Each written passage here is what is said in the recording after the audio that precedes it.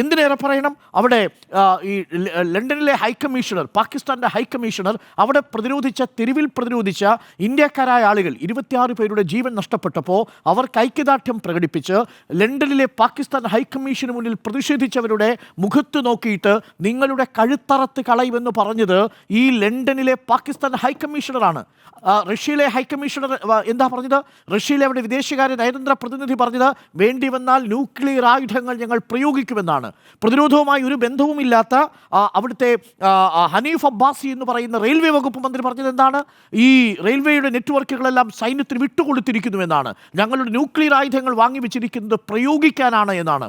ഇങ്ങനെ ഇന്ത്യക്കെതിരെ അവിടുത്തെ ക്രിക്കറ്റ് കളിക്കാരനായ ഷഹീദ് അഫ്രീദി മുതൽ അവിടുത്തെ പ്രതിരോധ വകുപ്പ് മന്ത്രി അടക്കം, റഷ്യയിലുള്ള അംബാസഡർ അടക്കം, ലണ്ടനിലുള്ള അവിടെ ഹൈക്കമ്മീഷണർ അടക്കം നിരന്തരമായി ഇത്തരത്തിലുള്ള പ്രമേയങ്ങൾ പാസാക്കുകയും പ്രസ്താവനകൾ നടത്തുകയും ട്വീറ്റ് ചെയ്യുകയും ആ രാജ്യത്തെ മാധ്യമങ്ങൾ ഇന്ത്യക്കെതിരെ നിരന്തരം പുലമ്പിക്കൊണ്ടിരിക്കുകയും ആ രാജ്യം ഇന്ത്യക്കെതിരെ യുദ്ധത്തിന് തയ്യാറെടുത്തുകൊണ്ടിരിക്കുകയും ബങ്കറുകളിലും അവിടെയുള്ള അതിർത്തി പ്രദേശങ്ങളിലും അവർ കിറ്റുമായി പോവുകയും ചെയ്യുകയും ഇന്ത്യ ഒരു മോക്ക് ഡ്രില്ല് നടത്തുകയും ഇന്ത്യ അതിൻ്റെ യുദ്ധരഹിതമായ ഒരു യുദ്ധം പ്രഖ്യാപിക്കുകയും ചെയ്തിരിക്കുന്ന സമയത്താണോ ഇന്ത്യയിൽ ഈ വിമർശനം സർക്കാരിനെതിരെ ഉന്നയിക്കേണ്ടത്?